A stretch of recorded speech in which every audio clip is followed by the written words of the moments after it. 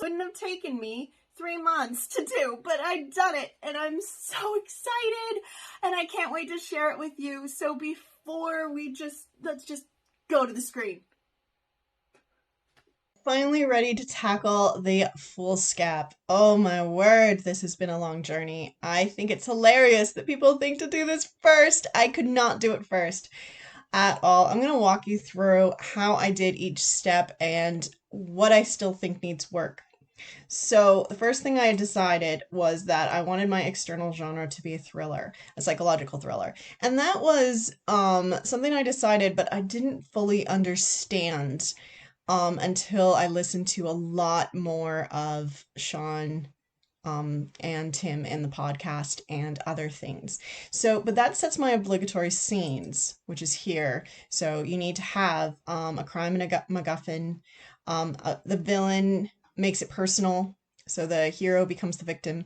You need red herrings, you need a clock, you need a speech in praise of the villain.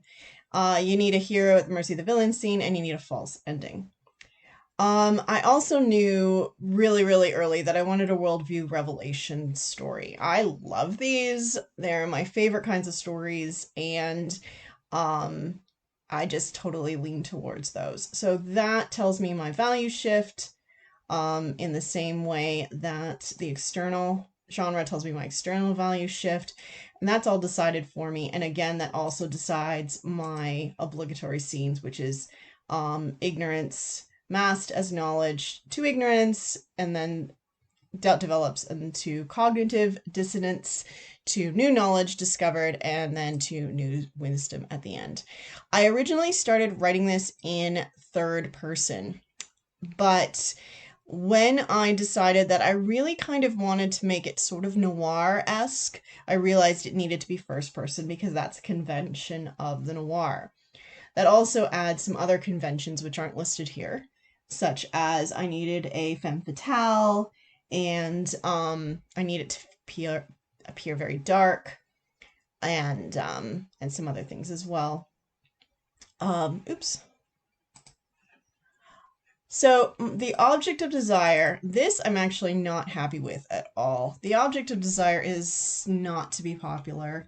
The object of desire and the controlling theme, this is actually something that I came to quite late. And I've got a video coming next week that digs into theme at length, so watch out for that. Click subscribe too, so you don't miss it. I talk about theme a lot. But basically, I came to the idea that I needed to shift on self-love and self-hate versus external love and external hate, creation and destruction, and then of course life and death and damnation.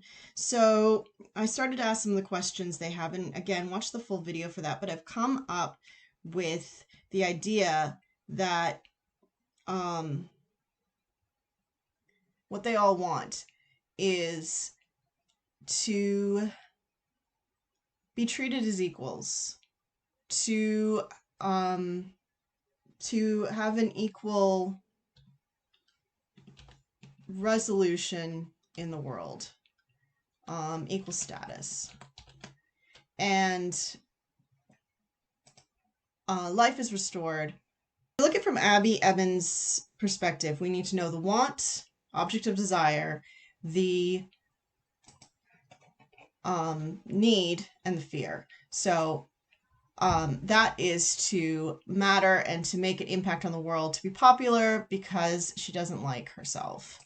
What she needs is to accept self and the love of a small group. And her fear is that she is worthless and doesn't matter at all. And then her misbelief or harmful idea, as Storygrid calls it, is in order to have value, I need the whole world to love me and take notice of me. And that's where we start our story. So then you flip that on its head. You flip the truth on its head. And then you've got what it is here, which is that life is restored when the hero accepts the love of few close friends and rejects the need for popularity. And when they create rather than destroy. So that is the controlling theme and idea. the bottom part, the beginning hook, the middle build, and the ending payoff. These are the 15 obligatory scenes according to Story Grid and Sean Coyne. I'm not going to teach you these one by one by one. That is a course that Sean teaches, and he does it much better than me, but I will take you through them really quickly. So last time I talked about the 5 commandments of storytelling. You can see they're right here again. We've got inciting incident, progressive complication, turning point, which is a progressive complication, and he's got 2.1 and 2.2, and then the crisis, the climax, and the resolution. So I touched on this last week, but you want this for every scene, and then you want this for every act. So Abby Evans has led me to go with a 3-act story structure because that is what she teaches.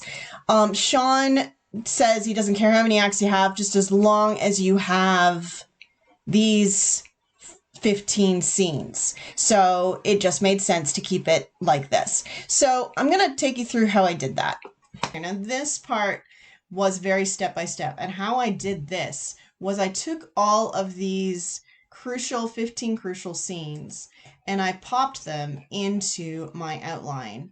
So I marked them in yellow, not bright yellow. Bright yellow was a different mark, but we're just looking at the story grid here. So the midpoint inciting incident, that sort of thing. I parked them all in here.